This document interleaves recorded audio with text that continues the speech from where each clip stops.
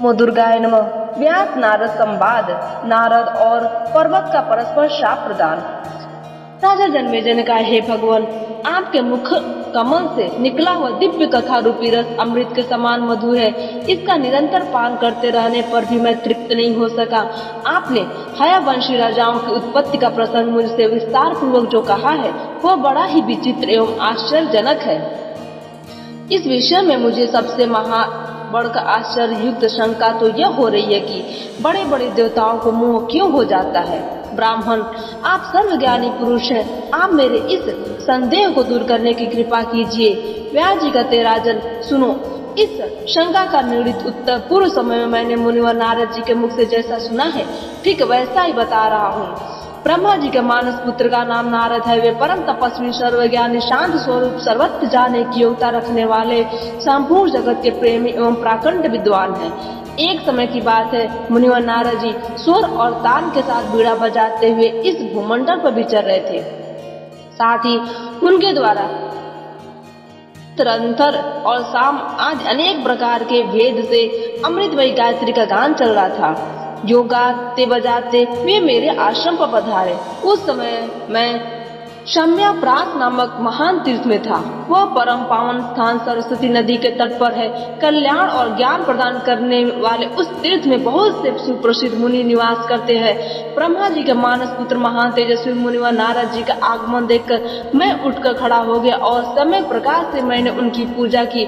जब पाद अर्घ आदि स्वीकार करके नारद जी शांत भाव से आसन पर विराज गए, तब मैं भी उनके पास बैठ गया। राजन, मैंने देखा ज्ञान की चरम सीमा तक पहुंचाने में कुशल मुनि जी का मार्ग श्रम अब दूर हो गया है। उनका चित्त शांत है। तब अभी जो प्रश्न तुमने मुझसे किया है वही मैंने उनसे किया। मैंने कहा, हे मुनि, इस मिथ्या जगत के प्राणियों को क्या सुख है? सम्यक प्रकार से विचार करने पर कहीं भी किंचित मात्र ये सुख मुझे दिखाई नहीं पड़ता। तदंतर व्यास जी ने अपना सारा पूर्व वृत्तांत तथा उसके प्रसंग में कौरव पांडवों की बात सुनाकर अंत में नारद जी ने कहा, नारद जी, मेरा मन सदा अशांत बना रहता है। झूले पर बैठा हुआ यह अशांत मन कहीं भी स्थिर नहीं रह पाता। मुनिवर, आप सर्वज्ञ पुरुष, मेरा संदेह दूर करने की कृपा कीजिए।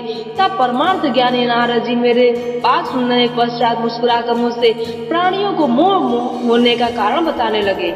नारद जी ने कहा, हे पराशरनंदन व्यास जी, आप क्या पूछते हैं? हे पुराण वेत्ता मुनिवर, यह बिल्कुल निश्चित है कि इस संसार में रहने वाला कोई भी प्राणी मोह से अछूता नहीं रह सकता। बड़े बड़े देवता तथा ऋषि मुनि सब के सब मोह के अधीन होकर संसार मार्ग में निरंतर चक्कर काटते रहते हैं। मैं स्वयं अपने ऊपर बीती हुई बातें बताता हूँ, सुनने की कृपा करें। व्यास जी, मुझे जैसे महान दुख का अनुभव करना पड़ा था उसमें मोहवश स्त्री की प्राप्ति के लिए अपना फंस जाना ही कारण था। एक समय की बात है, मैं और पर्वत मुनि उत्तम भारतवर्ष को देखने के विचार से स्वर्ग से पृथ्वी पर उतरे। तीर्थों को देखते हुए हम दोनों एक साथ धरातल पर घूमने लगे। हमें मुनियों के बहुत से पवित्र आश्रम दृष्टिगोचर हुए। स्वर्ग से चलते समय हम दोनों ने यह प्रतिज्ञा की थी कि जिसके मन में जैसा विचार उत्पन्न हो वह एक दूसरे से कह दे। मनोभाव चाहे पवित्र हो अथवा अपवित्र, किंतु एक दूसरे से कभी भी उसे छिपा कर न रखा जाए। स्त्री, धन अथवा भोजन विषयक जैसी भी इच्छा जिसके मन में उत्पन्न हो वह परस्पर एक दूसरे से अवश्य कह दे।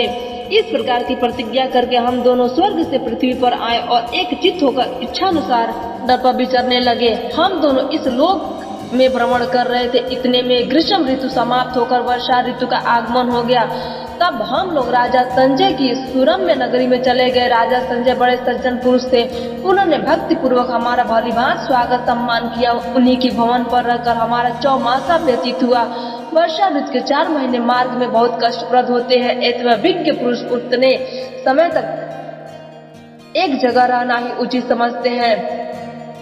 सुख की आशा रखने वाले पुरुष कार्यवश 8 महीने से सदा विदेश की यात्रा कर सकता है, किंतु वह वर्षा ऋतु में बाहर जाने का दुस्साहस न करे। इस प्रकार मन में सोचकर हम दोनों व्यक्ति राजा संजय के यहाँ रह गए।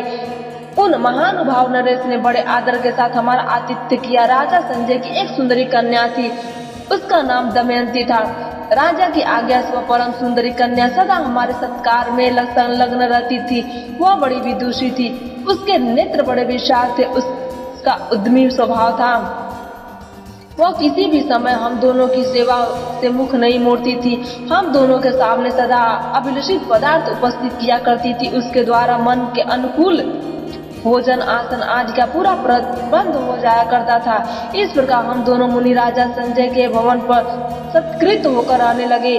वेद का स्वाध्यान न हमारा स्वाभाविक गुण है ही, अतः हम अपने वेद व्रत में सदा संलग्न रहते थे। मैं हाथ में बीड़ा लेकर उत्तम स्वर से साम वेद गाया करता था। कान को सुख पहुंचाने वाले उस गान में मधुरता भरी हुई थी। मेरे मनोहर साम गान को सुनकर राजकुमारी दमयंती मुझ पर आसक्त हो गई। उस परम विदुषी के मन में अब मेरे प्रति प्रगाढ़ प्रेम उत्पन्न हो गया और उस प्रेम की मात्रा उत्तरोत्तर बढ़ती ही चली गई। ऐसी स्थिति में प्रेम करने वाले उस सुंदरी के प्रति मेरा मन भी चलायमान हो गया। अब तो मुझ में विशेष अनुराग रखने वाली राजकुमारी मेरे और पर्वत मुनि के लिए जो भी सेवा कार्य या वस्तु उपस्थित करती थी, उसमें कुछ भेदभाव होने लगा। वह मुझे जिस प्रकार प्रेम से देखती थी, वैसे ही पर्वत मुनि को भी देखना उसके लिए संभव नहीं रहा। राजकुमारी दमयंती के ऐसे सहेतुक प्रेम को देखकर पर्वत मुनि ने मन में विचार किया कि ऐसा क्यों हो रहा है। उनके आश्चर्य की सीमा न रही। तदंतर उन्होंने एकांत में मुझसे पूछा, नारद, बात क्या है? स्पष्ट रूप से बताने की कृपा करो। राजकुमारी तुम्हारे प्रति जैसा अधिक अनुराग रखती है, मेरे प्रति उसका वैसा प्रेम नहीं है। यह भेद मेरे मन में संदेह उत्पन्न कर रहा है। जान पड़ता है राजकुमारी के मन में तुम्हें पति बनाने की इच्छा सर्वथा निश्चित हो गई है। लक्षणों को देखकर मेरी समझ में आ रहा है कि तुम्हारा अभिप्राय भी वैसा ही है, क्योंकि आंख और मुख के भाव प्रेम के कारण को सूचित कर देते हैं। मुनि, सच्ची बात कहो, स्वर्ग से चलते समय हम लोगों ने जो प्रतिज्ञा की थी, इस समय तुम्हें उस पर ध्यान रखना चाहिए। नारद जी कहते, जब पर्वत मुनि ने अत्यंत आग्रह के साथ मुझसे कारण पूछा, तब बड़े संकोच में भरकर मैं उनसे कहने के लिए उद्यत हुआ। मैंने कहा, पर्वत, विशाल नेत्रों वाली यह राजकुमार मुझे पति बनाना चाहती है, सत्य है, और इसके प्रति मेरी भी मानसिक भावना वैसी ही बन चुकी है। मेरे इस सत्य वचन को सुनकर मुनिवर पर्वत के मन में क्रोध उत्पन्न हो गया। उन्होंने मुझसे कहा, नारद, तुम्हें बार बार धिक्कार है, क्योंकि पहले प्रतिज्ञा करके तुमने मुझे बड़े भारी धोखे में डाल दिया है। अरे मित्र दोही, मैं तुझे श्राप देता हूँ कि तू अभी बंदर के मुख वाले बन जाओ। पर्वत मुनि महात्मा पुरुष थे। जब रोष में भरकर उन्होंने श्राप दे दिया, तब तुरंत मेरे मुख की आकृति बंदर की हो गई।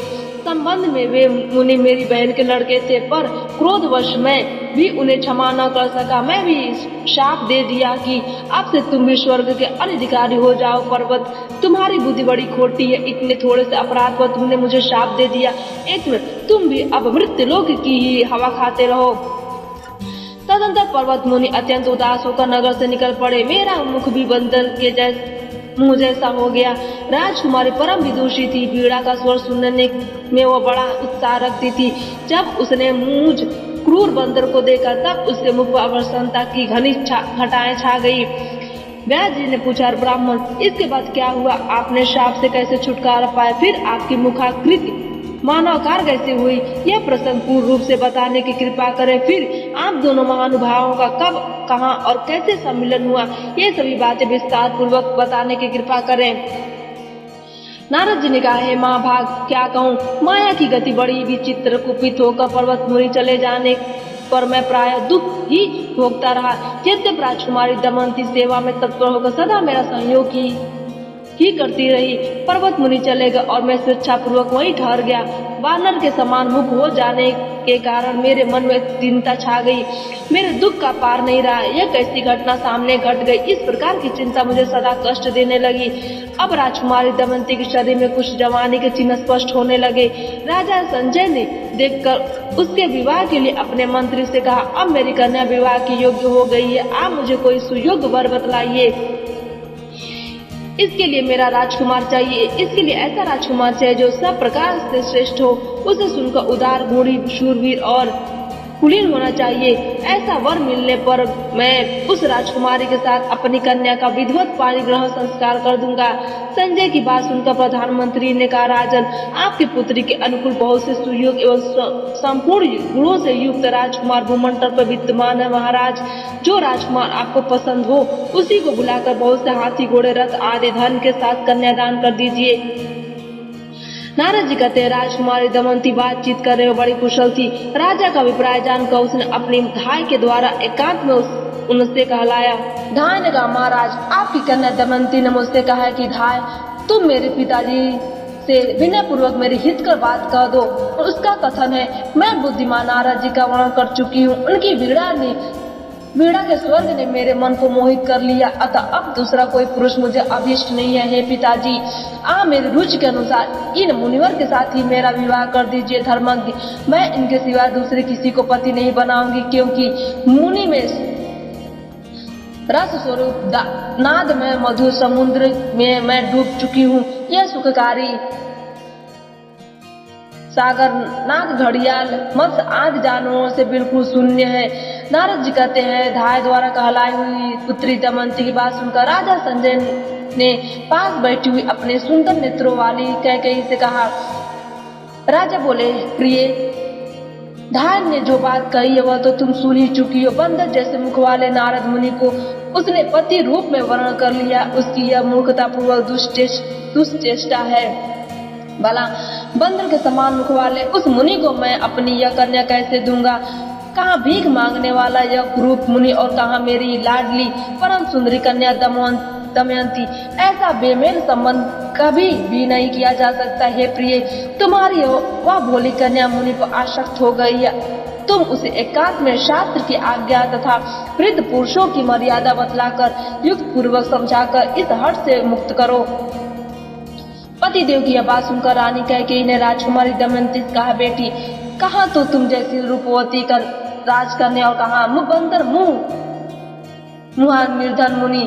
तुम्हारा शरीर लता के समान सुकोमल है और यह मुनि देह में सदा राख लपेटे रहता है। फिर तुम चतुर होती हुए भी इस भिक्षुक मुनि पर कैसे आसक्त हो गई?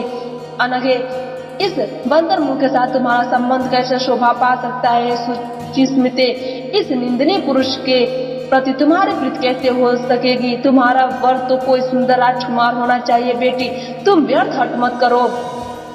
धाय के मुख से बात सुनकर तुम्हारे पिता अपना दुख प्रकट कर रहे हैं, ठीक ही है। बबूर के वृक्ष पर फैली हुई कोमल मालती लता को देखकर किस चतुर पुरुष का मन दुखी न होगा? जगत में मूर्ख कहलाने वाला मानव भी ऊंट को खाने के लिए कोमल पान के पत्ते नहीं देता है। विवाह के अवसर पर तुम इस नारद के पास बैठो और यह तुम्हारा पाणी ग्रहण करे, इसे देखकर किसका चित्त नहीं जलेगा? ऐसे घृणित मुख वाले के साथ तो बातचीत में भी रुचि उत्पन्न करने की संभावना नहीं होती। एवं इस नारद के साथ अंत तक तुम अपना जीवन कैसे व्यतीत कर सकोगी? नारद जी कहते हैं, सुकुमारी दमयंती मेरे विषय में अपनी पक्की धारणा बना चुकी थी। माता की बात सुनकर अत्यंत घबराहट के साथ उसने कहा, माता जी, जब ये मुनि रस मार्ग से बिल्कुल अनभिज्ञ और संसारिक विषय वासना का इन्हें कुछ भी ज्ञान नहीं, तब इन्हें सुंदर मुख, धन और राज्य से क्या प्रयोजन है? हे माता जी, वन में रहने वाली उन हिरणियों को भी धन्यवाद है जो वीणा का मधुर स्वर सुनकर प्राण तक देने को तैयार हो जाती हैं। जो मूर्ख मानो इस स्वर से प्रेम नहीं करते, वे जगत में धिक्कार के पात्र समझे जाते हैं। हे माँ, माता नारद जी को जिस सप्त स्वरमय विद्या का ज्ञान है, उसे शिव जी को छोड़कर तीसरा कोई भी पुरुष नहीं जानता। माँ, मूर्ख के साथ रहने पर तो प्रतिक्षण ही मृत्यु का सामना करना पड़ता। अतः रूपवान और धनवान होने पर भी यदि कोई मूर्ख है तो उस पुरुष को सदा त्याग देना चाहिए। व्यर्थ गर्व करने वाले मूर्ख राजा की मैत्री को धिक्कार है। बूढ़ी भिक्षुक की मैत्री को भी मैं श्रेष्ठ मानती हूँ, कारण उसे वचन मात्र से सुख की अनुभूति होती ही रहती है। स्वर्ग, राम और मूर्छना आदि 8 प्रकार के भेदों को जानने वाला दुर्बल पुरुष भी मिलना कठिन है। स्वर्ग के ज्ञान में परम प्रवीण पुरुष कैलाश तक पहुँचने वाली गंगा और सरस्वती की तुलना कर सकता है। जो स्वर्ग के प्रमाण को जानता है उसे मनुष्य होते हुए भी देवता समझना चाहिए। स्वर भेद से अनभिज्ञ इंद्र भी पशु के तुल्य है। मूर्छना आदि स्वरों को सुनकर जिसके मन में आह्लाद उत्पन्न नहीं होता उसे ही सर्वथा पशु समझना चाहिए, न कि हिरण्य को ही। मैं तो विष दर्शक को भी श्रेष्ठ मानती हूँ, कारण कान न रहने पर भी मनोहर नाद सुनकर वह मस्त हो जाता है। कान वाले मानव यदि मनोहर नाद सुनकर हर्षित नहीं होते तो उन्हें धिक्कार है। बालक भी उत्तम स्वर से गाए हुए गीत को सुनकर प्रसन्न हो जाता है। इस गान के रहस्य को न समझने वाले वृद्ध तक अधम समझे जाते हैं। क्या मुनिवर नारद के इन अपार अप्रमित गुणों को पिताजी नहीं जानते?